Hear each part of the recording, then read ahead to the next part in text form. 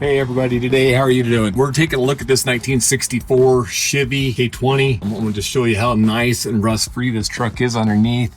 This is some of the body mounts and stuff. You can see that, where the fender mounts, it's all nice and good shape there. That back in there, it's in really good shape. All the rocker panels. Get underneath here. You can see the rocker, they're just really nice shape. Cab mounts here are just really good shape. And there, back of the cab. This thing's really nice rust-free cab for a 1964 cab. Most of these things really had some problems with rust. I'll show you the other side. See where they're all good shape. And he actually hasn't been putting a bunch of undercoat and everything else. This thing ain't covered up with a bunch of crap. You can see the floorboards are nice. How many times have you seen a 1964 with original floorboards in it?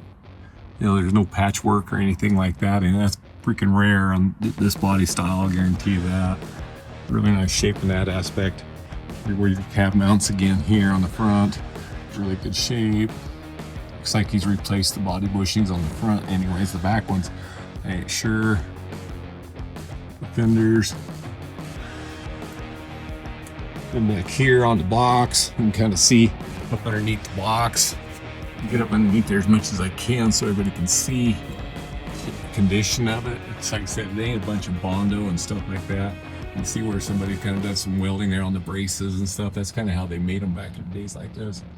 But there ain't no bunch of rust or anything. This thing's phenomenal shape in that aspect. Take a look up underneath the box here.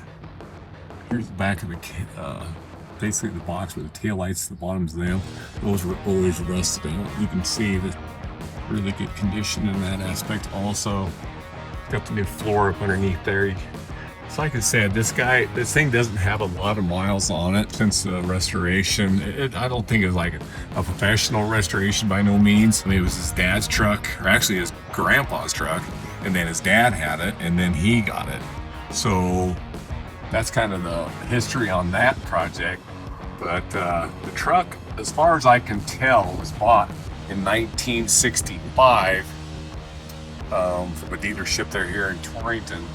And so basically it's a one-owner truck. I don't know how many miles it had on it in a year's time at the dealership. I doubt very much. I'd say the 70-some thousand on the odometer is correct for the mileage on the truck. You can see it's just really nice rust-free truck. The outer rockers. Sorry, this is the video. I ain't the pro here on the video thing, but you can see where the rockers and everything else are in really good shape. It's got the 70s Dana front end under it. Like I said, it had the Dana front end put under it. It's got the disc brakes and everything on it, which is going to make it a lot nicer stopping truck. It's got the 700 R4, I think, is what the automatic transmission. It's got the 4-speed automatic. It's got the transfer case, and I don't think he even rebuilt it. I think he just stuck it in. It's not real clean, but transmission, I think, was rebuilt by Wilburn's Transmissions in Scottsbluff. Transmission cooler up under here on the frame. You know, everything else looks nice and neat. Put away. Shocks. Like I said, the shocks ain't that old.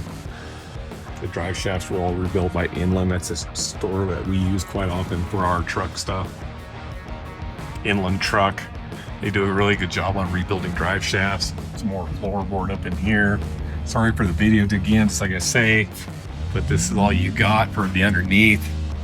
This is my video, and I have my video guy here today, so I kind of have to just go over what we're going over. So see the frame's in good shape. You don't see any splits and stuff on it.